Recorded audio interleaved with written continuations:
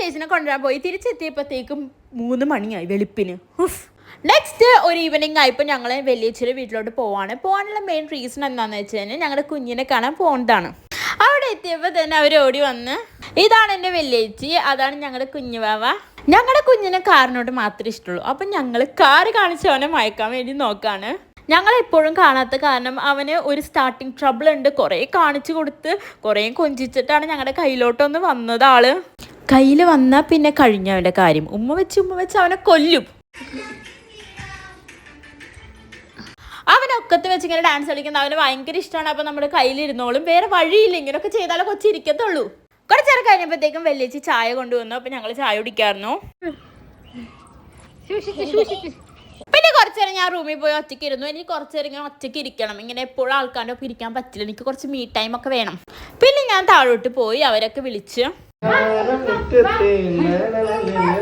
പിന്നെ അവിടുത്തെ ഉണ്ണികൾ എന്നെ പിടിച്ചിരുത്തി തലയിൽ മസാജ് ചെയ്യലും പിന്നെ ഒന്നും ചെയ്യാത്തതില്ല. അപ്പം ഞാൻ അവിടെ ഇരുന്ന സാധനങ്ങളൊക്കെ എടുത്ത് അതിന്റെ ഇടയ്ക്ക് കൂടെ തിന്നായിരുന്നു.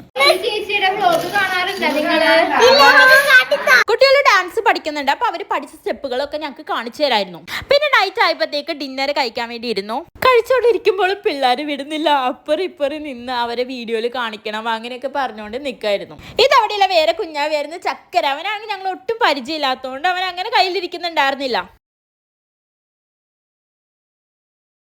പിന്നെ പോകാനുള്ള നേരായി കുഞ്ഞിന് ഉമ്മയൊക്കെ കൊടുത്തിട്ട് വലിയേച്ചിക്ക് ഉമ്മയൊക്കെ കൊടുത്ത് കെട്ടിപ്പിടിച്ച് യാത്രയൊക്കെ പറഞ്ഞിട്ട് പിന്നെ ഞങ്ങൾ അവിടെ നിന്ന് ഇറങ്ങി.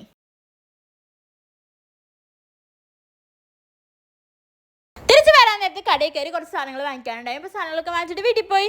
നെക്സ്റ്റ് ഡേ അതിൻ്റെ ഉറക്കത്തിൽ നിന്ന് വിളിച്ചെഴുന്നേപ്പിച്ച് കൊണ്ടുപോകുന്നതാണ്. അതാണ് ഞാൻ ഇത്ര വിരൂപമായിട്ട് ഇരിക്കണത്. ചേച്ചി ഇന്ന് തിരിച്ചു പോകണം. അപ്പോൾ പറവൂരിൽ നിന്നാണ് ചേച്ചി ബസ് കയറുന്നത്. അപ്പോൾ ഞങ്ങൾ ചേച്ചിനെ പറവൂര് ബസ് കയറ്റാൻ വേണ്ടി പോയേക്കായിരുന്നു. അങ്ങനെ ചേച്ചിനെ പറഞ്ഞു വിട്ടു. പിന്നെ വിശന്നപ്പോഴത്തേക്കും ഞങ്ങളൊരു കടയിൽ കയറി ജസ്റ്റ് ലൈറ്റായിട്ട് എന്തെങ്കിലുമൊക്കെ കഴിക്കാൻ. ഞാൻ പഴംപൊരിയാണ് കഴിച്ച പഴംപൊരിക്ക് അത്ര അങ്ങ് ടേസ്റ്റ് ഉണ്ടായില്ല. എനിക്ക് അങ്ങോട്ട് ഇഷ്ടപ്പെട്ടില്ല. പിന്നെ ഞാൻ അമ്മി വർത്താനം പറഞ്ഞ് ചായ കാച്ചി കുടിക്കായിരുന്നു. വൈകിട്ടായപ്പോഴത്തേക്ക് ഞാൻ അമ്പലത്തിൽ പോയി ഭഗവാനെ തൊഴുതിട്ട് വന്നു.